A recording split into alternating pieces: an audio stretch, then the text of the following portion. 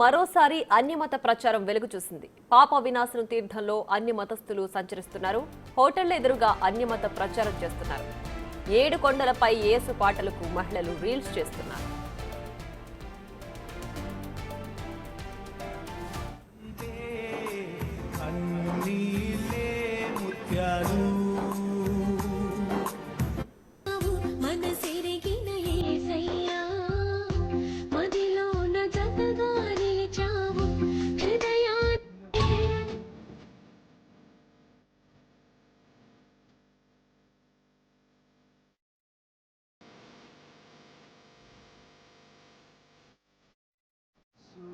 పాప వినాశనంలో 20 మంది అన్య మతస్థులు ఉన్నట్లు సమాచారం. ఫారెస్ట్ సిబ్బంది సహకారంతో వారంతా అక్కడికి చేరుకోగలిగారన్న ఆరోపణలు కూడా వస్తున్నాయి.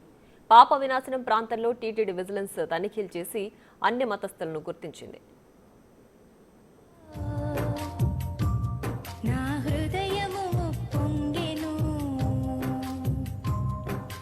దివ్యమైన సంగతితో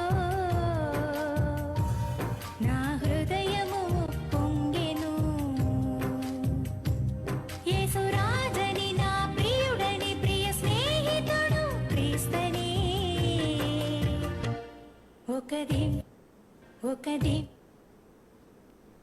పూర్తి సమాచారాన్ని మా ప్రతినిధి దామోదర్ అందిస్తారు. దామోదర్, చెప్పండి, పాప వినాశనంలో అన్య మతస్థులు ఇక్కడ రీల్స్ చేయడం, నిబంధనలకు విరుద్ధంగా వ్యవహరించడం, అలాగే ఇప్పటికే 20 మంది ఉన్నట్లుగా కూడా గుర్తించారు కదా, ఇంకా ఉన్నారా? ఏంటి దీనికి సంబంధించిన డీటెయిల్స్?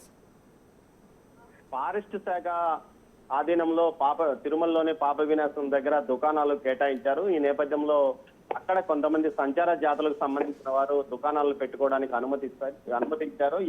ఇందులో భాగంగా సుమారు ఒక 25 కుటుంబాలు అక్కడ దుకాణాలు ఏర్పాటు చేస్తున్నాయి. మొత్తం 120 దుకాణాలు ఉండగా ఒక 25 దుకాణాలు వీరివే ఉన్నాయి. వీరు ఏదైతే క్రిస్టియానిటీ స్వీకరించి ప్రార్థనలు చేయడమే కాకుండా, కూటమి ప్రార్థనలు చేయడమే కాకుండా పాప వినాశనంలోనే ఏకంగా రీల్స్ చేస్తూ అవి ఇన్స్టాగ్రామ్ లోను సోషల్ మీడియాలోను పోస్ట్ చేసిన సందర్భాలు ఉన్నాయి. ఇవి గత 5 సంవత్సరాలుగా యథేచ్ఛగా కొనసాగాయి. ఫారెస్ట్ శాఖ అధికారులకు ఈ విషయాన్ని తెలియజెప్పినప్పటికీ వారు ఏమాత్రం పట్టించుకోవడం లేదని సమాచారం. ఈ విషయము ఏదైతే టీటీడీ విజిలెన్స్ అధికారులకు తెలియడంతో ఈ రోజు ఉదయం నుంచి వారు అక్కడ తనిఖీలు నిర్వహించారు. ఈ తనిఖీల్లో పెద్ద ఎత్తున వీరు అన్యమత ప్రచారం చేయడమే కాకుండా అన్యమతస్తులు ఇక్కడ దుకాణాలు ఎలా పెట్టుకున్నారన్న విషయం మీద సీరియస్ గానే టీటీడీ విజిలెన్స్ ఈ రోజు దర్యాప్తు చేస్తుంది. ఇందులో భాగంగా 25 మందిని ప్రశ్నించినట్టు తెలుస్తుంది. ఇందులో కొంతమంది సోషల్ మీడియాలో రీల్స్ పెట్టిన వారిని ప్రశ్నించి వారిని విచారిస్తున్నట్లు తెలుస్తుంది. మొత్తం మీద ఈ ఘటనకు సంబంధించి గత ఫారెస్ట్ అధికారులు వారికి అనుమతులు ఎలా ఇచ్చారు, తిరుమల లాంటి పవిత్ర పుణ్యక్షేత్రంలో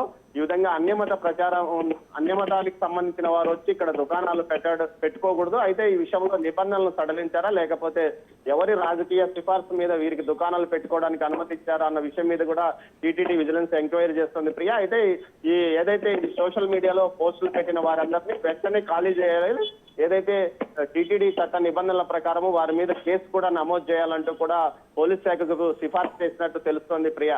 right Damodar, thanks for the updates.